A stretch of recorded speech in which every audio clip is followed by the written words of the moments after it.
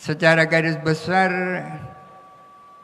ilmu keislaman itu ada 3. Pertama adalah ilmu akidah, yang kedua adalah ilmu akhlak tasawuf, yang ketiga adalah ilmu syariah. Ya kan? Saya cukup membahas tentang syariah. Syariah itu memiliki 2 pengertian, pengertian luas dan pengertian sempit. Syariah dalam pengertian luas itu identik dengan ad-din, agama. Kalau dikatakan syariat Islam berarti dinul Islam. Ya. Sedangkan syariat dalam pengertian sempit adalah bagian daripada Islam, yaitu al-ahkam al-amaliyah, aturan-aturan praktis yang mengatur perilaku dan tingkah laku manusia, baik dalam hubungannya dengan Allah Subhanahu wa Ta'ala maupun hubungan antar sesama. Itu namanya syariah dalam pengertian sempit.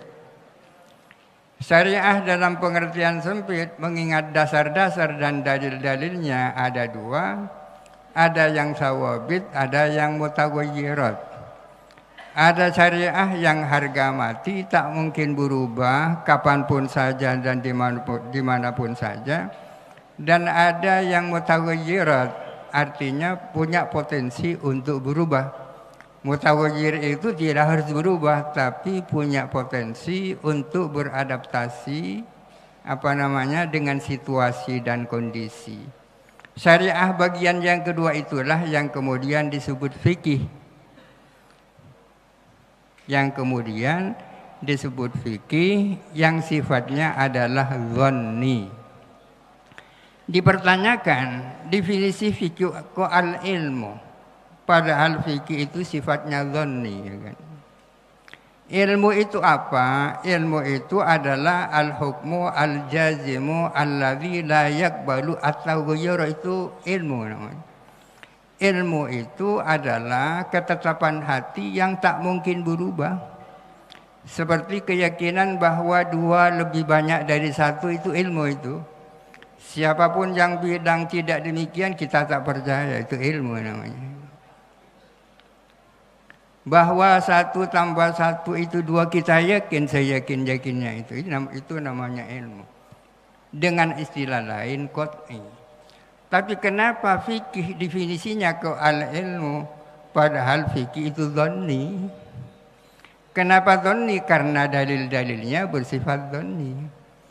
Karena fikih itu sebagian tidak memiliki acuan langsung dari nas, atau memiliki acuan akan tetapi tidak sepenuhnya qat'i. Fikih itu lebih banyak yang tak punya acuan nas secara langsung. Jangan dibuang secara langsungnya ini ya.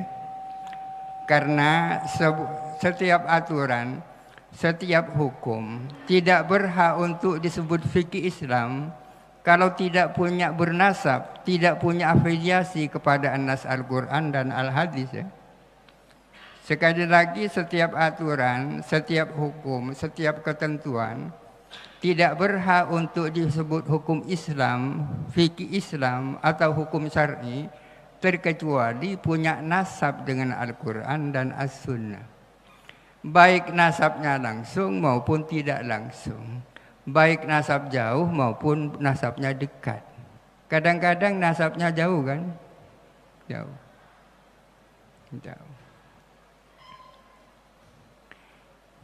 Ada kalanya langsung, ada kalanya tidak langsung. Yang tidak langsung itu maksudnya apa? Tidak langsung itu artinya melalui dalil-dalil sekunder, ya kan? Nasabnya aturan ini dengan Al-Quran dan As-Sunnah tidak langsung, akan tetapi melalui dalil-dalil sekunder. Karena Al-Quran dan As-Sunnah itu adalah sebagai dalil primer.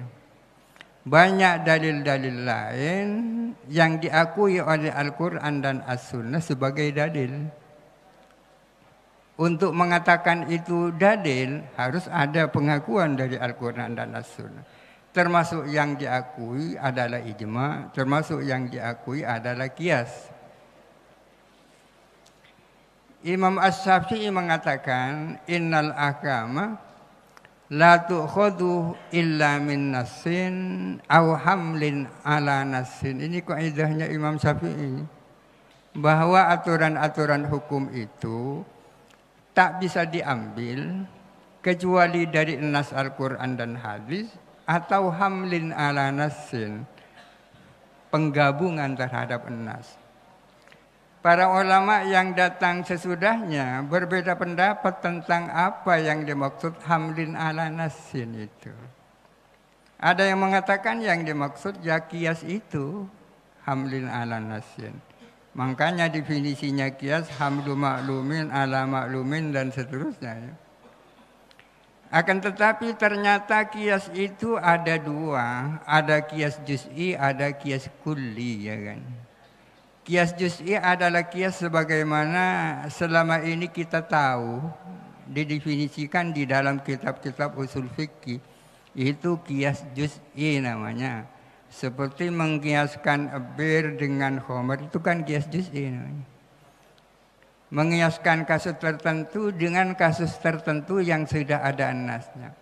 Tapi ada juga kias kulli.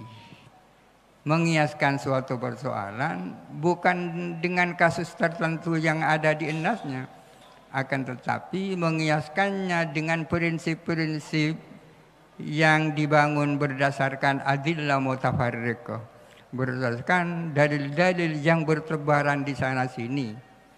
Karena para ulama zaman dulu rajin melakukan penelitian.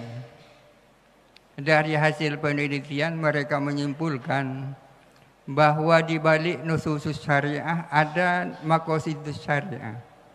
Di balik aturan-aturan syariah ada tujuan yang hendak dimaksud, yang hendak dituju, yang kemudian dikenal dengan maqasidus syariah itu. Seperti aturan lalu lintas, itu hukum syar'i apa bukan itu? Aturan lalu lintas itu.